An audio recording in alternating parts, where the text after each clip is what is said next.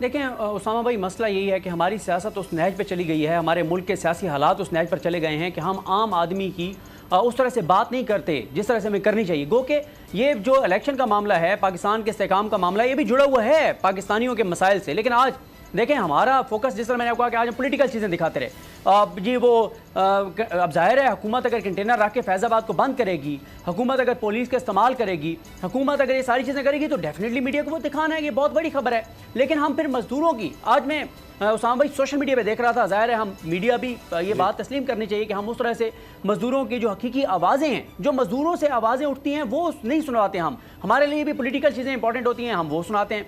मैं देख रहा था जो सोशल मीडिया पे एक वीडियो क्लिप भी बड़ा वायरल है, जो सनतों से रिलेटेड जो मजदूर इत्तेहाद है, मैं बल्कि उनका नाम भी मैंने लिखा हुआ था, शेख मोहसिन अलियास साहब, उनका मैं खिताब सुन रहा था। अब वो जो सनतों से रिलेटेड मजदूर हैं ना, उनकी पूरे पाकिस्तान के जब उनके दुख बता रहे थे, उनके मसाइल बता रहे थे, तो सुनते ही बंदा कहता था कि यार ये वो मसाइल हैं जो सबसे पहले हल होने चाहिए थे। 74 बरस हो गए हैं, आज तक मसलन वो क्या बात कर रहे थे, उनके कम से कम तनख्वाह की बात कर रहे थे, उनके मेडिकल की बात कर रहे थे कि फैक्ट्री का पुर्जा और मशीन तो इंश्योर्ड होती है लेकिन मजदूर की ज़िंदगी इंश्योर्ड नहीं है। फिर उसके जो बच्चों की स्कूल की फ़ीसों का मामला है, उनके इलाज का जो मामला है, उनके घर का जो किराए का मामला है, बिजली की जो कीमतें हैं, गैस की जो कीमतें हैं, शायद ज़रूरत की जो चीज़ें हैं, जो खाने पीने की अशिया हैं, जो आटा है, जो गंदम है, ये सारी चीज़ें देखें, ये वो मसाइल हैं उसामा गाजी साहब जिन पे बात होनी चाहिए थी, हाईलाइट होने चाहिए थे। हुकूमत, अच्छा एक तो इसमें यह भी है कि हमें पता है कि हम ये चीज़ें हाईलाइट करें भी सही तो इस हुकूमत को फ़र्क नहीं पड़ता। क्यों? आम आदमी के वोट से हुकूमत इक़्तिदार में आई है,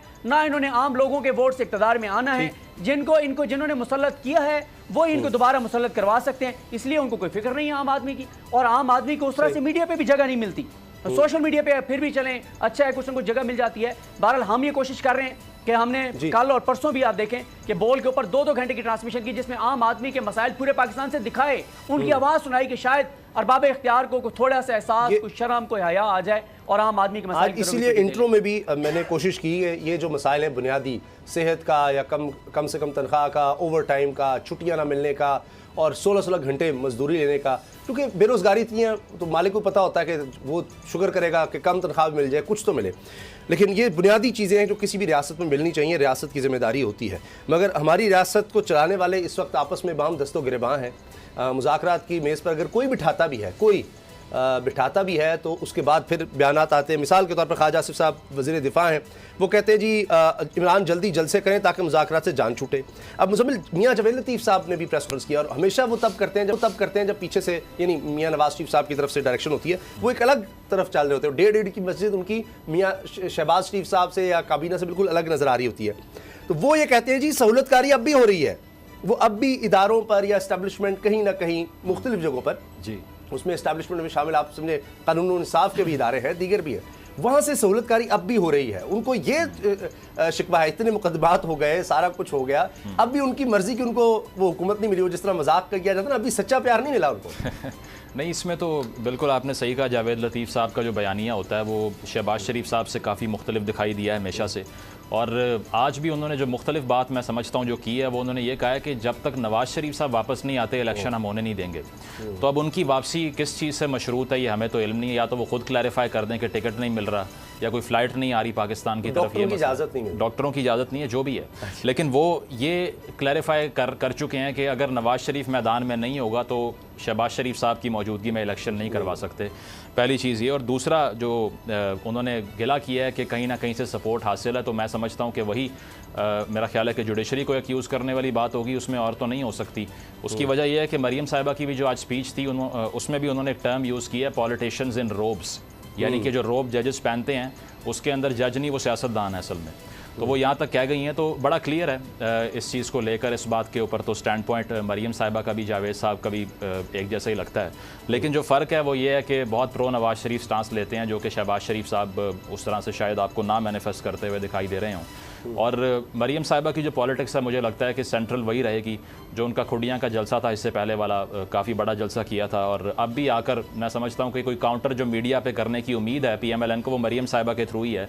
उसके अलावा शहबाज शरीफ साहब की तो ना कोई ख़ास अपीयरेंस नज़र आती है और ना कन्फ्रंट करते हैं। मरीम साहिबा क्या नहीं कर सकी जो नवाज शरीफ के आने से हो जाएगा?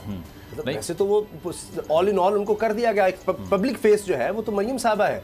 मेरा ख्याल है नवाज शरीफ साहब आकर भी उस तरह इतने मुतहरिक नहीं हो सकते, उतने जल्द से नहीं कर सकते, अब उनकी सेहत भी तो पता नहीं फिर वो क्या करेंगे आगे। वो स्टार्ट वहीं से मरीम साहबा की स्पीच में भी यही, आज भी मैं सुन रहा था यही जिक्र था। उन्होंने कहा कि अगर ये 9 साल नवाज शरीफ के अलग कर दें तो इसके अलावा सिर्फ खंडरात थे पाकिस्तान में, और मोटरवेज़ की बात कर लें, एटमी धमाकों की बात कर लें, तो सारी उन्होंने हिस्ट्री रिपीट की कि Nawaz Sharif is the only person जो आके फिक्स कर सकता है, इसके अलावा जिसको भी इक़्तिदार दिया है उसने नुकसान ही किया है। तो मरीम साहिबा भी अभी नवाज शरीफ वाला कार्ड इस्तेमाल करती हैं, और PMLN के अंदर और बाहर भी एक जो है परसेप्शन है कि वोट जो है वो नवाज शरीफ साहब की शख्सियत के लिए और किसी के लिए नहीं है, क्योंकि अनफॉर्चुनेटली यहाँ पार्टीज़ तो होती नहीं है, यहाँ पे वन मैन शो चलता है। अदरवाइज़ दुनिया भर में ऐसा नहीं होता कि कोई कहे कि वोट जो बाइडन का है या ट्रंप का है, वहाँ रिपब्लिकन्स का या डेमोक्रेट्स का होता है, लेकिन पाकिस्तान में अनफॉर्चुनेटली पॉलिटिक्स जो है वो शख्सियत परस्ती की तरफ चली जाती है। अच्छा सिद्दीक जान, अब कल का दिन फैसला कुन कह रहे हैं जी, असद उमर साहब के आखिरी मौका है, मगर उससे पहले जो बयानात ख्वाजा आसिफ के आ रहे हैं, मियाँ जावेद लतीफ़ साहब, ये सच्चा प्यार नहीं मिल रहा उनको अभी भी इस्टेब्लिशमेंट से।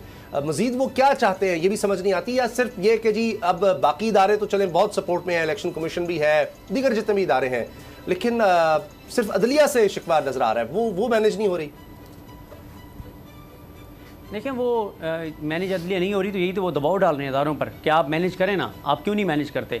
वो इदारों से उनको शिकवा है कि देखें आपने अगर इतने बड़े बड़े काम करवा लिए हैं पहले, तो ये मियाँ साहब की वापसी का मामला क्यों नहीं आप करवा सकते, ये इलेक्शन में ताख़ीर का मामला क्यों नहीं करवा सकते, चीफ जस्टिस से आप ये अहकामात वापस क्यों नहीं करवा सकते, क्योंकि इस वक्त जस्टिस उमरता बंदयाल साहब जो हैं वो आइन, कानून, पाकिस्तान और अवाम पाकिस्तान के साथ खड़े हैं।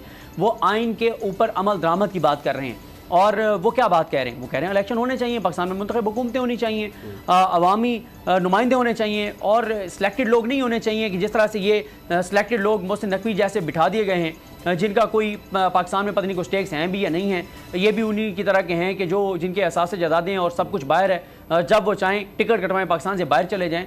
तो मसला ये है कि ये दो चीज़ें ये चाहते हैं, एक ये कि इलेक्शन ना हो, दूसरा ये चाहते हैं कि मियाँ नवाज शरीफ वापस आएँ, और सिर्फ वापस ना आएँ, उनकी सज़ाएँ ख़त्म हो, उनकी तायत नायली ख़त्म हो, उनको हिसाब न देना पड़े, उनसे ये ना पूछा जाए कि पैसे कमाए कैसे, भिजवाए कैसे, रसीदें कहाँ हैं, ये लंदन फ्लैट कहाँ से आए, ये सारी चीज़ें। और साथ जो नैब तरमीम हैं जो हमने की हैं, वो जो ज़ेरे इल्तवा हैं, जो सुप्रीम कोर्ट में मामला चल रहा है, तो उसके ऊपर भी आप जो है वो कोई ऐसा इन्फ्लुएंस करें कि सुप्रीम कोर्ट उनको कह दे कि ये ज़बरदस्त तरमीम की हैं, ये तो पाकिस्तान का फ्यूचर इन्हीं से वाबस्ता है।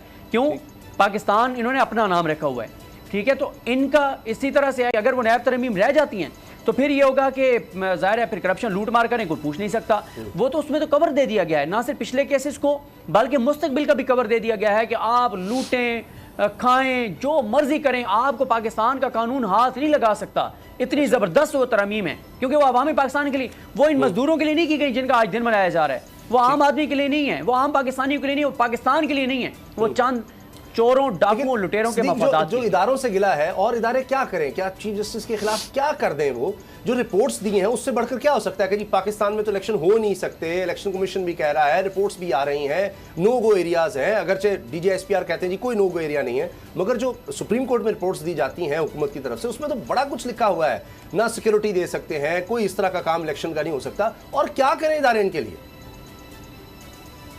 देखिए, इमरान खान साहब कहते हैं कि ये चाहते हैं कि इमरान खान साहब को तायत नाअहल कर दिया जाए, उनको रास्ते से हटा दिया जाए, चाहे कोई भी एक्सट्रीम स्टेप लेना पड़े। इमरान खान तो ये कहते हैं। देखिए, मैंने आज जो इमरान खान साहब ने अपने खिताब में बात की है, ये बात मैं आपको और मुजम्मिल साहब को ये मैं पिछले प्रोग्राम में बता चुका हूँ, और 4-5 दिन पहले बल्कि बता चुका हूँ कि इमरान खान साहब से जो मुलाकात हुई उसमें इमरान खान साहब कन्विंस हैं, और ये बहुत ख़तरनाक बात है कि इमरान खान साहब इस बात पर कन्विंस हैं कि उनके ऊपर एक और कातलाना हमला होगा खुदा न खास्ता, और वो सक्सेसफुल होगा और उनको रास्ते से हटा दिया जाएगा। कन्विंस है इमरान खान इस चीज़ से, और वो कहते हैं मेरे पास इन्फॉर्मेशन है और मैं इन्फॉर्मेशन की बुनियाद पर ये बात कह रहा हूँ। तो ये बात बहुत सेंसिटिव है, ये कोई ऐसी बात नहीं है कि जिसको आप इग्नोर कर दें, जिसको आप नज़रअंदाज कर दें।